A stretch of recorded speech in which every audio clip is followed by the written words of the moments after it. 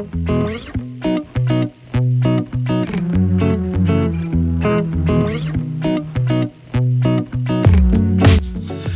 and welcome to MJT's Wycombe Wanderers Plus, and here we are again. You thought you'd got rid of us. Well, I'm afraid we just don't go away. So welcome, my friends, to the show that just never ends. So hi Kieran, and we welcome you, and what we're looking at, of course, is the Euro 2020 games, and how odd why they just couldn't call it the 2021, I do not know. We're going to be looking at, it's Monday, we're going to be looking at Italy, Switzerland, Turkey, Wales in Group A, and Belgium, Russia, Denmark and Finland in Group B. That's today. On Wednesday, we'll be looking at Group C and D, and Friday, E and F. And then next week on Monday, Wednesday and Friday, we'll start going through all those great games that we thoroughly enjoyed. So, let's start then. Which one shall we do first? Which team? Group A, here we go. Well, one of the really interesting factors of the games this year is I believe there's only something like 3 out of the 24 teams. 24 teams, that's right. Yeah. There's only 4 teams out of that 24 that have a bog standard number 9. Isn't that incredible? What do you mean? Well, most are sort of have their so-called number 9s. They're tall, heavy, big guy up front, stands in front of the goal. But most actually don't. Most have weak players up there and are looking at playing different systems than using just a bog standard number 9. And in this team, there's 1 team with a number 9 and 3 without, or 3 with question marks. First team, let's look at Turkey. I like Turkey. Turkey, I think, if you're going to put money on and earn your million, this is the team I would recommend.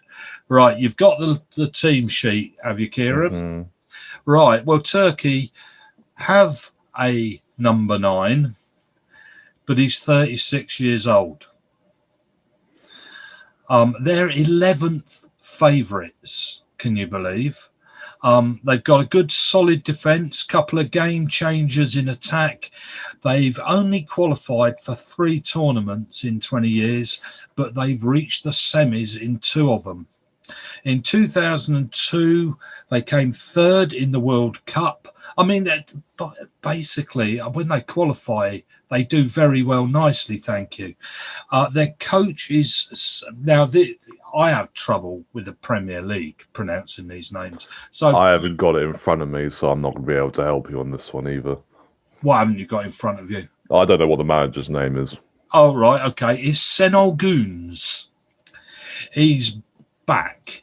He was missing for a while. When he was around as manager, they did very well. He left, they did really poorly. He's back and they've done very well.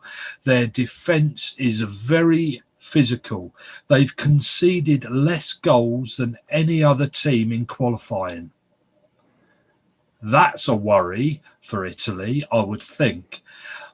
But games since they qualified, okay, their goals have just gone AWOL.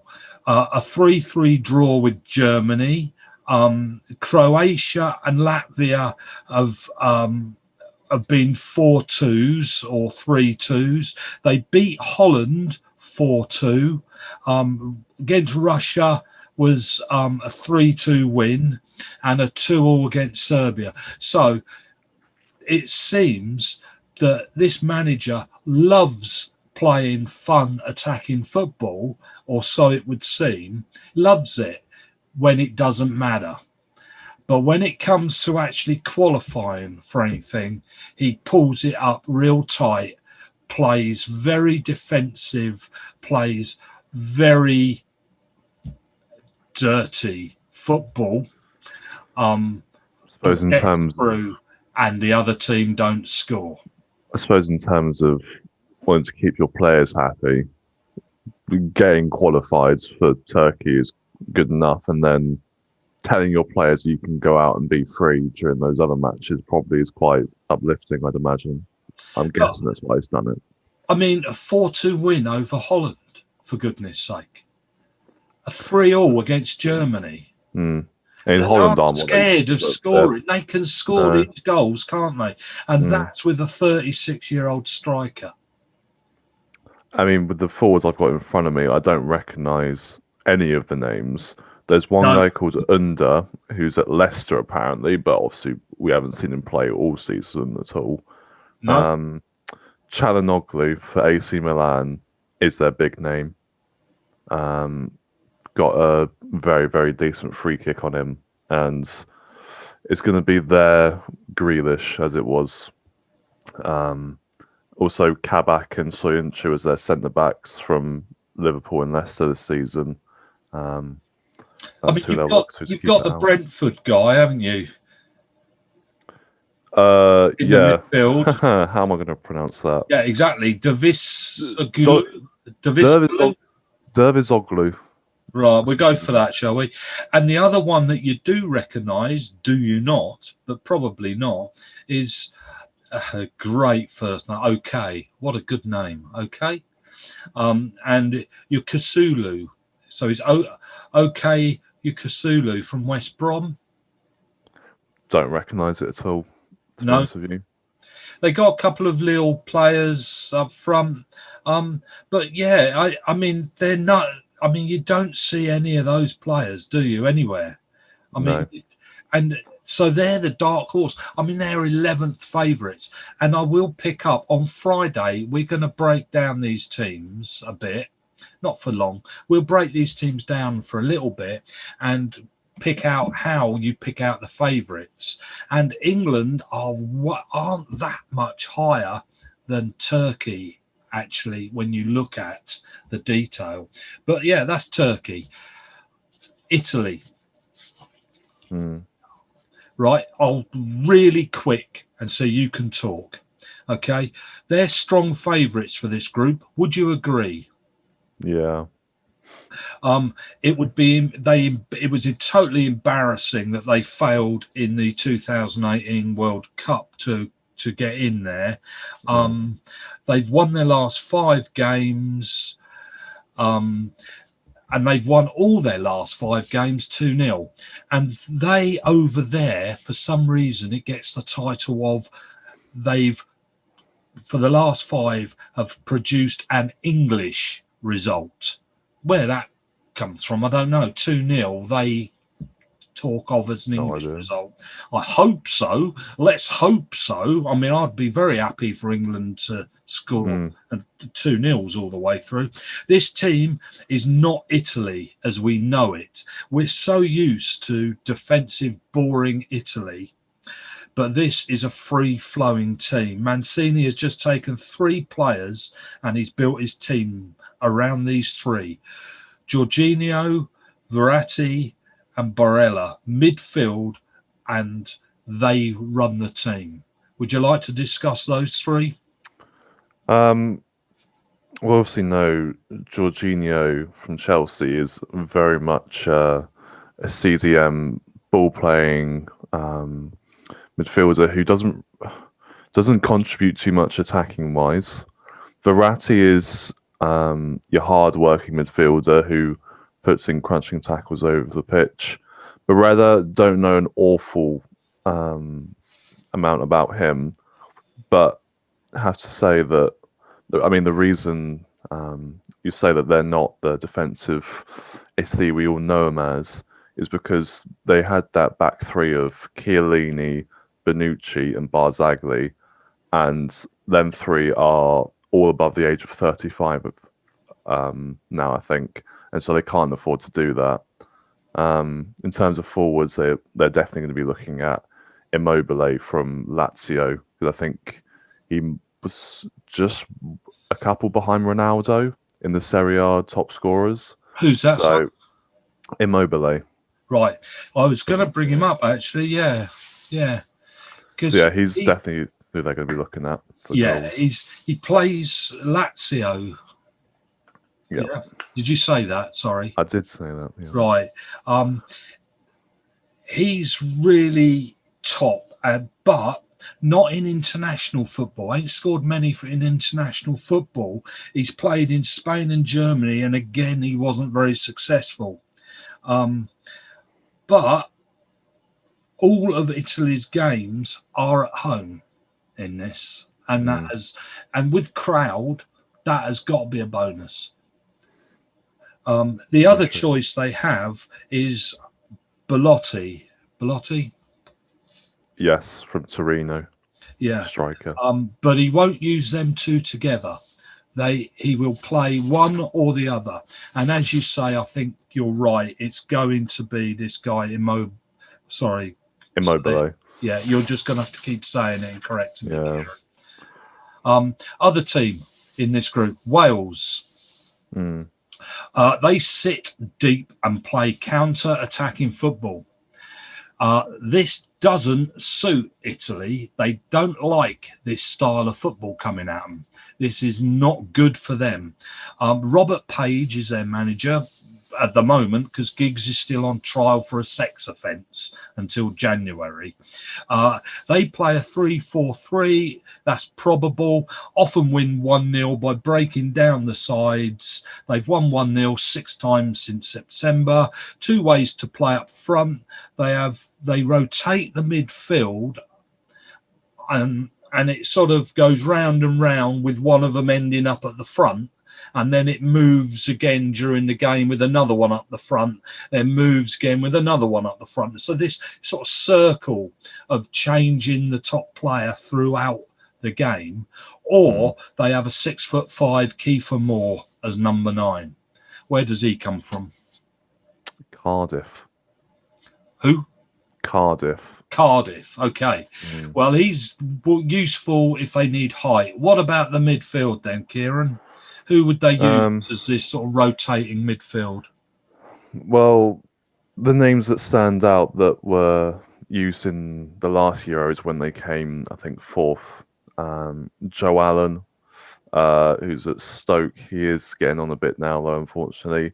Aaron Ramsey, who back in 2016 was one of the best midfielders in the league at the time. Now at Juventus, hasn't done an awful lot at Juventus, unfortunately. It looks like he could be moving on from there. Other big names are Daniel James from Man United, more of a winger than a midfielder per se, but he could probably go up front. Harry Wilson, who's been on loan at... Is he on loan at Cardiff as well? I think he's at Cardiff, but formerly of Liverpool. Decent free kick on him and that sort of thing, but not too much in terms of building up the play. And then obviously their main man, Bale.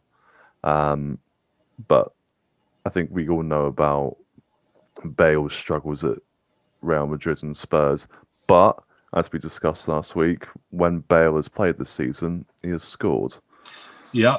The thing is, the other 3 teams have great centre-back teams who will be happy to win in the air. And that is why I think they'll leave Moore out, because although he hasn't had a great season, and if he's on there to win everything in the air and he doesn't because the other 3 teams have good centre-backs, then nothing's going to happen. I think they need class on the ground. But the problem with Wales is they don't have many players that have had a particularly good season. No. And they are going to rely on Bale and Ramsey. And as we know, football is an 11-man team, not a 2-man team. It does have to be said as well that there's a couple of midfielders in there who haven't played for their respective senior clubs. So, like, you have Levitt from Man United. Never heard of him before. He'll be an under-21 player. Matthew Smith from Man City. He'll be an under-21 player. So these aren't players who've been playing good players week in, week out. They're going to be coming into different territory completely. The other team, the last team in this group, Switzerland. Now, they also play counter-attacking football, but they play it higher up the pitch. Now, the Wales against Switzerland game is going to be fascinating because they both play three-man defence against three-man defence. It's going to be what surprises me is how many of these teams play three-man defence teams. We don't see it whopping in the Premier League. We will see it all the time in this competition. In fact, most teams play with a three-man defence, which is fascinating. We find a few names in there we know, don't we? Switzerland. You sort of pass Switzerland on as thinking, oh, no, another little team. But name some of those that we know, Kieran, please. Fabian Schär from Newcastle, probably their best centre-back. Shaqiri, obviously from Liverpool. Xhaka from Arsenal. They're the big three that we all know. Yeah, I mean, they're not bad. They're not bad. You've got Haris Seferovic, a Benfica, who's had a reasonable he's okay. He don't score many. And this is their problem. I mean, their free kicks and the like is what they might be relying a little bit on. The other one is Breel Embolo. He's only scored, this is going to be their centre forward, possibly, and he's only scored 5 goals this season for Mönchengladbach, and 2 of them was in a game they won 5-0. So he did have a spell at Stoke in the Premier League and definitely was not good enough. He came for big money as well. So Switzerland, similar to Wales in this, that their sort of fighting power is not up front. It's a bit further back. And they both play counter-attacking football, which means their midfield have got to shift. Now, you imagine these two teams playing each other. They're either going to completely cancel each other out and the ball's going to end up on the halfway line the whole time. But do either of them have players that can run? And I would say this is where Switzerland might win. I think the big difference is going to be Bale versus Shaqiri, I think. Which one of them gets the goal? That's my theory. But this group is the most even of all the 6 groups. This one, well, this is the gamble, and my gamble, if I could gamble money, I would put it on Turkey. But here you go, Kieran. This is the very quick question. Put those 4 teams in order, please, for getting the league. I mean, what I want to happen is Italy, Wales, Turkey, Switzerland. What I think will happen, it'll be Italy, Turkey, Switzerland, Wales. I don't think Wales have got it in them, unfortunately. No, that is entirely what I would agree. Yeah, that is exactly what I would have said. Okay, Group B. We're shifting through this, aren't we? Denmark and Russia both have home advantage. Now, let me quickly tell you who's in this group, of course. It's Belgium, Russia, Denmark and Finland. Now, Denmark and Russia both have whopping home advantage. Finland, favourites to not qualify. And Belgium, favourites to win. Trouble is, Belgium still don't really know what they're doing. Robert Martinez is still in charge. He'll play a 3-4-3. It's a weaker side than we've seen for a while. There's no Vincent Kompany. What's his name? Alderweireld. Yeah, and Vertonghen. Vertonghen. Nice. They're both past their best in theory. Would that be a fair comment? You can disagree. Not necessarily past their best, but they had that spell where they were the best centre-backs in the league. Okay. Witsel, not played since January with an injury. Might see him, might not. Hazard, not played an international since 2019 because of injury. De Bruyne will miss the first game. So that's them. I mean, you know, what we got there. There's a lot of potential, but it just looks like it could crumble. It does, doesn't Unfortunately, it? and it has to be said, if Lukaku doesn't work in a game, like, because you could have a team later on in the tournament, like in Italy maybe, who just cancel out Lukaku, and they're going to need someone to make a bit of an impact off the bench. They don't really have that. They have, or a good enough one. They have Mertens from Napoli, but who was fantastic, but he's getting old.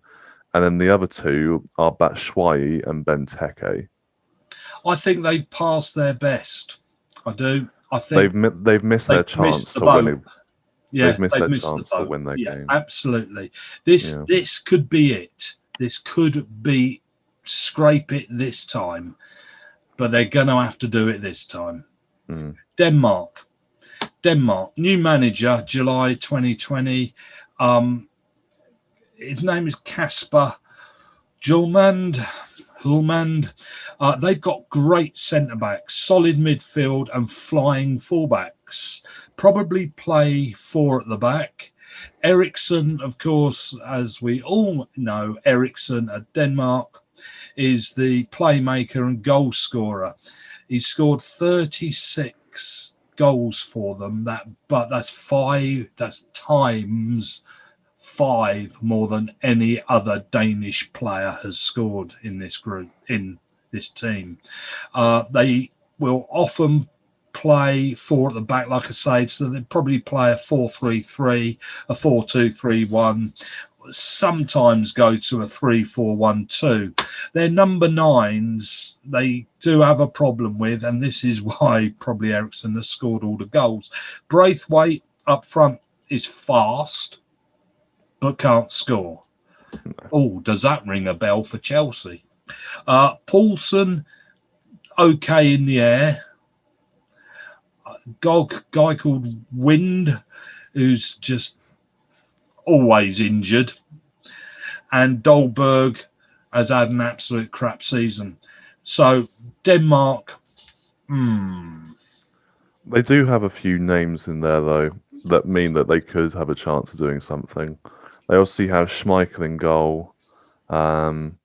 Centre backs, they have Christensen from Chelsea, who was great in the Champions League final. Kjaer from AC Milan, Vestergaard from Southampton, who have both had decent seasons. And a midfield three, if they do play midfield three, of Delaney from Dortmund, Eriksson, and Højbjerg from Spurs is not a bad midfield at all. So they have a potential to do something. Yeah, they do. They do. I mean, I said solid midfield and flying fullbacks, but it's up front they're missing. It's up front that they're missing a. Like I said at the beginning, this is what most teams are lacking. Most teams have a problem up front this time. It's amazing because we're fine up there. It's at the back we're in trouble. Right, Russia. Centre forward. This is good. This is great. Artem Ziuba. He was briefly dropped from the national side after there was a sex tape leak, but he's back. Thank goodness for that. Yeah. Funnily enough, he's only the second one with that problem. The other one was Karim Benzema. Oh yeah, but he's back now as well. Yeah, he had a problem with that as well. Yeah, I don't know whether it was all on the same tape, you know, no, by a football international sex tape or something. I don't know. But he's had a great season, this guy. They've got a forward. He got the golden boot for Zenit. Mobility, not great, but wins everything in the air. Manager is Cherkasov. But behind your centre forward is what he's lacking. He plays a 4-2-3-1, sometimes plays a back five when he plays a decent team. Will change from game to game. Now, at the back, they're sort of in trouble at the back forward fine, but what the trouble is the age, etc. They've got their left fullback is 34, but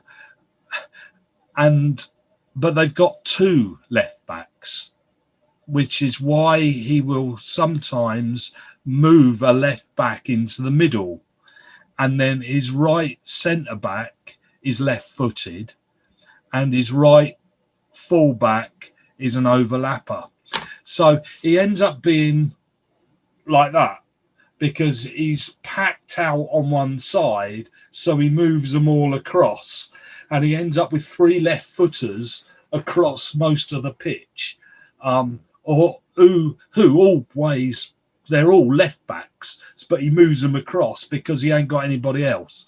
And so if you're going to attack them, I guess you go down their right hand side, their left hand side. No, their right hand side. Yeah.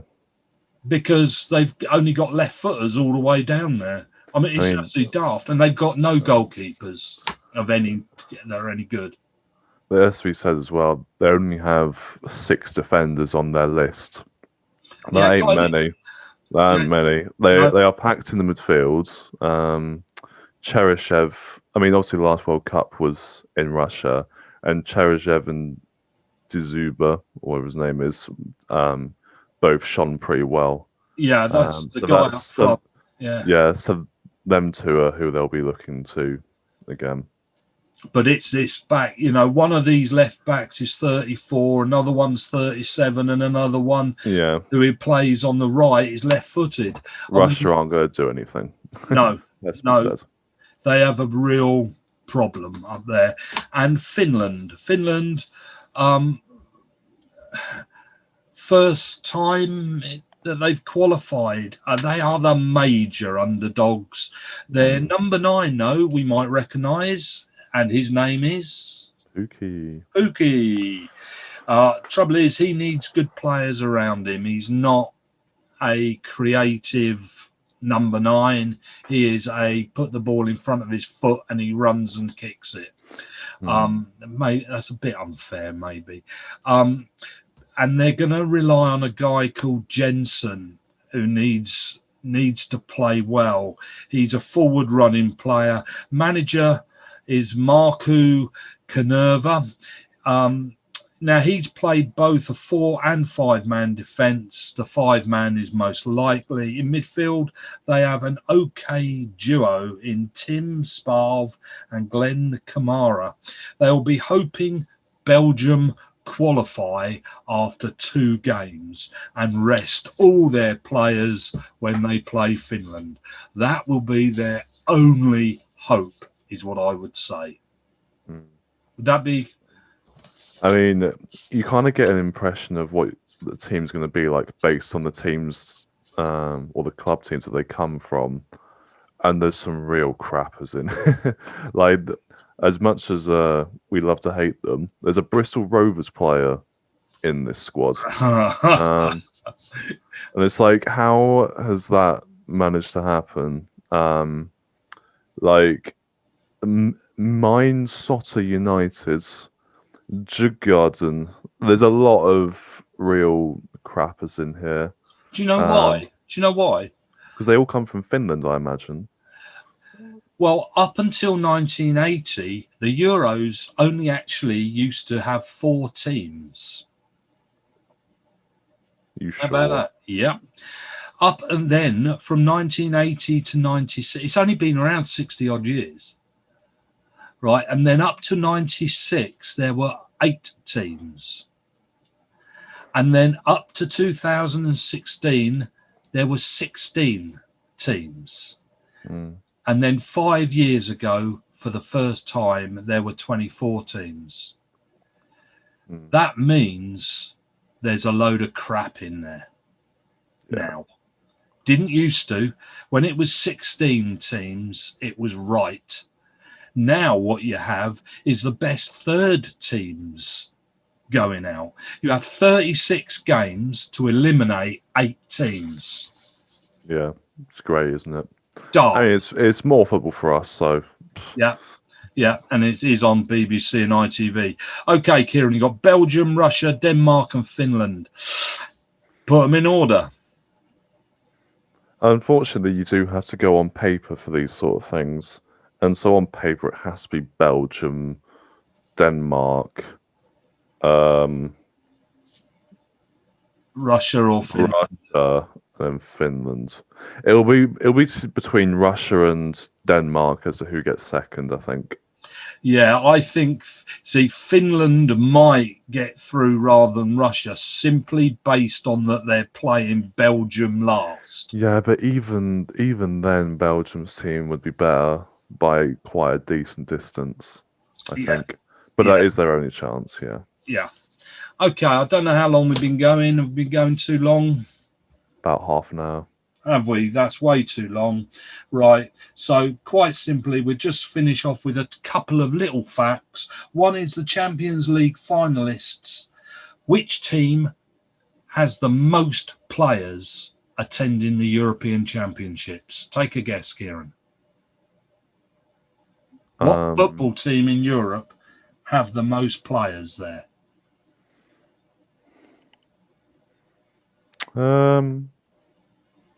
Quick. Man United. No, it's City, followed by Chelsea, followed by Bayern Munich, Juventus, United.